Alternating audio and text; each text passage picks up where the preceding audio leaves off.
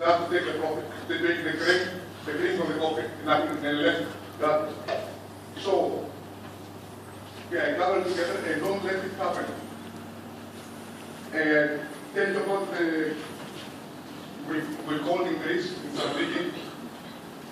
We asked help from Bolivia. Yeah, I don't know if you know what happened in Bolivia, in Cochabamba. Okay, the IMF went there in 1985. They started privatizing everything. And when they reached the civilization, it was our guest, she explained us that when they start privatizing airplanes, because Bolivia is a mountain country, there's a lot of immigrants there, and never been in a plane. They told us, we only saw airplanes in the sky. We didn't care about privatization, the airways. When they started privatizing the petrol and the oil, we also didn't care because we don't use oil. And finally, by the end of the 90s, 2000, 2001, they only left with the water. So they took a decision, Bechtel, I think is the company, to privatize the water in Bolivia. In some villages, there's no network to go the fresh water.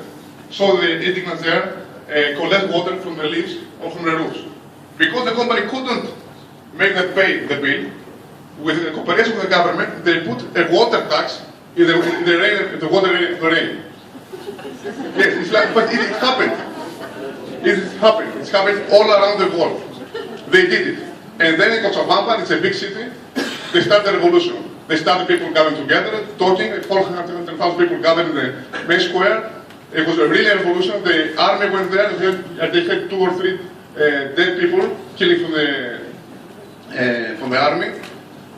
Finally, the government went back, resigned from this water tax, but then, as the Bolivian minister told us, then we understand that with this victory, we could change our country, we could change our destiny.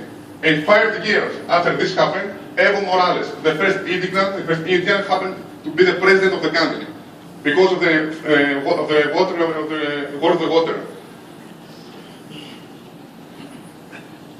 Yes. Finished? Time? Okay, Is it should it go automatically?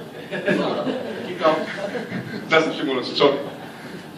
We had a meeting with Suez 2 years ago as a union. They wanted, Suez is the biggest multinational of water all over the world.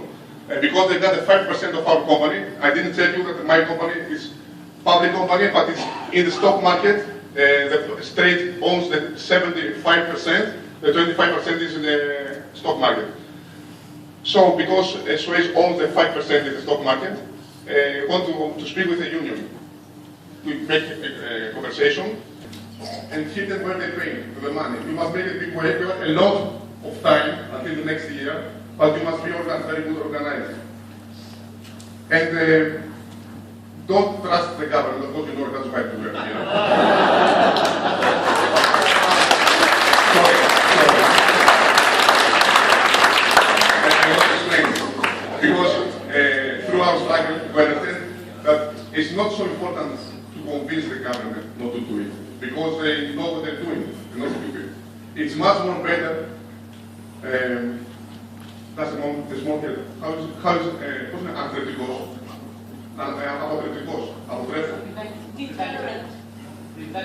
So, thank you. So we understand it in our way that it's much more easier to prevent and to make big companies not to come, not to convince the government. So make this area a war area for them, not to invest here. And it's very important that water is for everybody. If you're a socialist, if you're a communist, if you're a leftist, no way. Everybody is depending on water. And it's not only a financial issue, it's an issue of democracy. Thank you very much.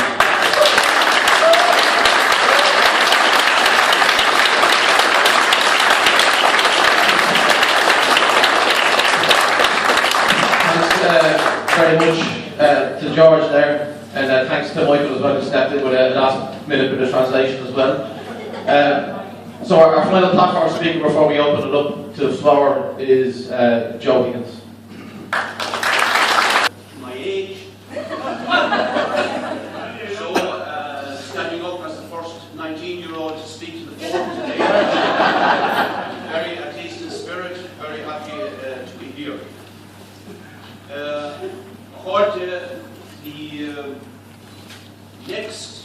major tranche of austerity in this state is to be the imposition of the water tax, if the government gets away with implementing it. And make no mistake, this will grow quickly if it is allowed to pass and to be implemented, to be a very heavy burden, as Denise outlined, for individuals and for families.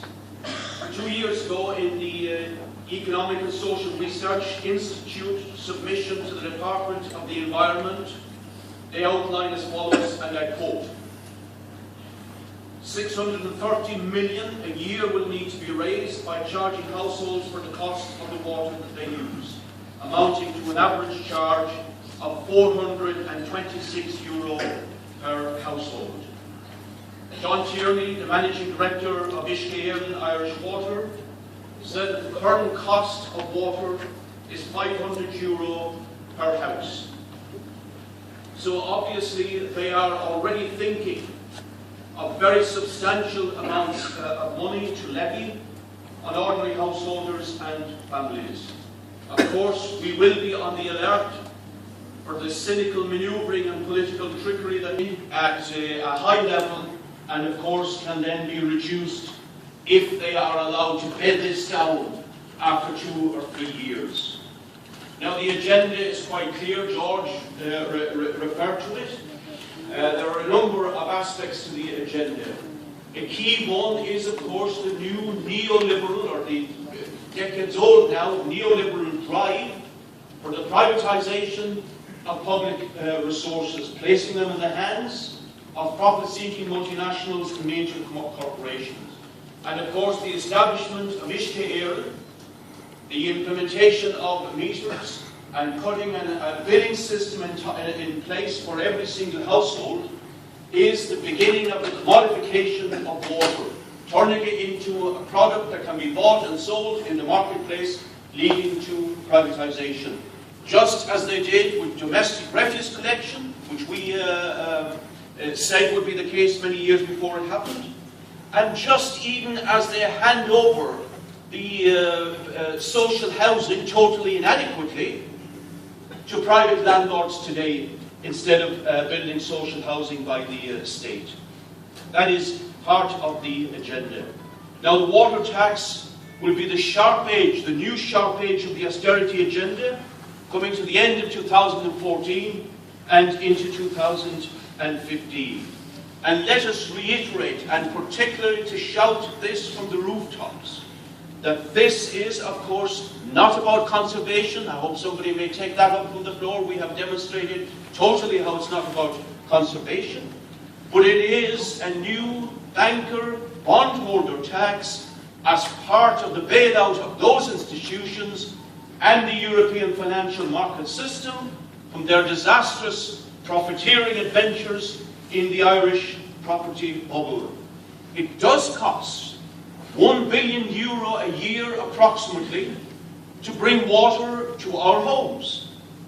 But last year alone, and again this year, €9 billion was paid last year and will be paid this year in interest alone on the national debt, most of which is responsible because of the bank bondholder bailout. So finding €1 billion is not a problem in reality if the bankers and bondholders' private debts were not taken as a responsibility on the shoulders of the Irish people by 2 cowardly governments. It is therefore an immoral and an unjust tax, as well as being a source of huge difficulty and hardship into the future. It is immoral and unjust and must be resisted and can be successfully resisted and defeated. And there are 2 phases, as I see it, to building such a campaign. From now to the local and European elections, which are only 9 weeks from yesterday, being held on May the 23rd. Water is obviously a key plank of the Anti-Austerity Alliance campaign and has been put up to the forefront of that campaign. Paul Murphy, the sitting MEP for Dublin and Socialist Party candidate in Dublin, endorsed by the Anti-Austerity Alliance, is also making this a key sharp edge of the campaign for the entire of the Dublin region for the European election to be held on the same day. And therefore, in our literature, across the range of Anti-Austerity Alliance candidates, and on the doors, and in the media, we have to hammer away at this, the nature of this tax, and how people must resist it and can do so successfully.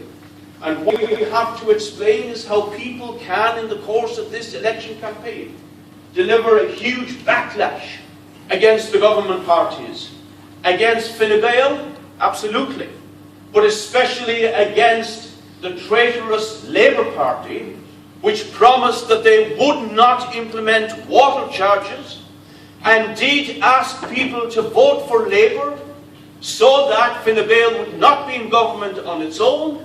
As if it was, it would bring in a water tax, therefore clearly promising that Labour would not.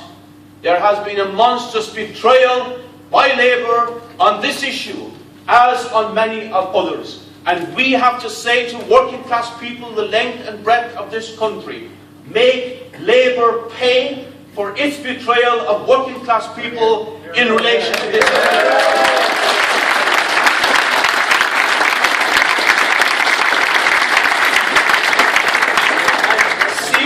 Reverses for the Labour Party and Fine Gael, by which I mean we want to see their candidates and their sitting councillors falling like skittles as the count goes on the 24th of May.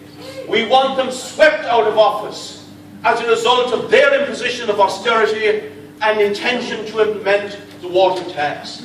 And a good result for the Anti-Austerity Alliance and for other organisations and individuals, independents, etc., who will be genuinely fighting the austerity agenda.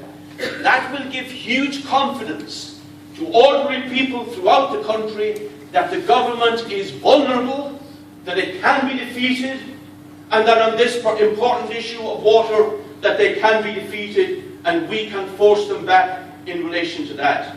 Let me just mention in passing as well, not to forget our own old friends in Fianna Fáil, who now have the audacity to have leaflets going through every door, for example, in the case of their Euro election candidate in Dublin, telling us how strong a voice they will be in relation to property tax, to housing, and to the water tax. And I looked in the back to see, will they have apologise for the fact that they signed the memorandum of understanding with the Troika, guaranteeing all these taxes? There is no such apology. So when they arrive on the doors, people should be ready to tell them exactly what they think of this thing.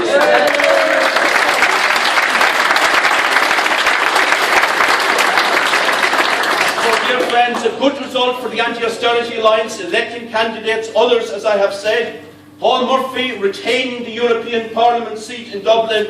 That will all be a very, very strong message to this government. And with new slates of councillors turning up at the councils, that will be a strong basis on which to launch a new active mass campaign of resistance. It will be excellent to have genuine working class representatives in the Council, in the European Parliament. That is not enough. It will not automatically force them to abolish. We must then set about building a mass campaign against this tax as a sharp edge of a campaign